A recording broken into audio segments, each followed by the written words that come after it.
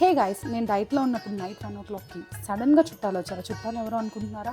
ఎవరో కాదు, క్రేవింగ్స్. ఆ టైంలో జెప్టో, బ్లింకిట్ ఏమీ ఓపెన్లో లేదు.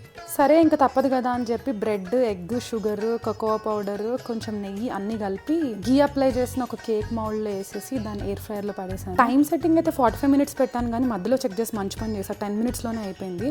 ప్రాబబ్లీ ఎగ్ మాత్రం కుక్ అయ్యే టైం తీసుకున్నట్టుంది. బ్రెడ్ ఆల్రెడీ కుక్డ్ కదా. ఇంట్లో ఉన్న డ్రై ఫ్రూట్స్ అన్నీ వేసేసాను, సో చాలా కలర్ఫుల్గా వచ్చింది. ఆ మౌల్డ్లోంచి తీద్దామంటే చాలా వేడిగా ఉంది మౌల్డ్. కేక్ ఏమో రావట్లేదు, నెయ్యి రాసినా రాలేదు అని కొంచెం ఫ్రస్ట్రేట్ అయ్యి దాన్ని కొట్టేసాను అనమాట.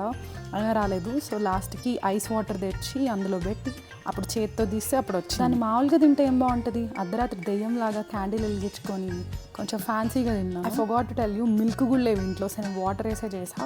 And never miss this ghee, oil are butter, because అవి యాడ్ చేయకపోతే కేక్ మాయిస్ట్గా రాదు. And it turned out to be so amazing. నాకు ఎంతో నచ్చింది.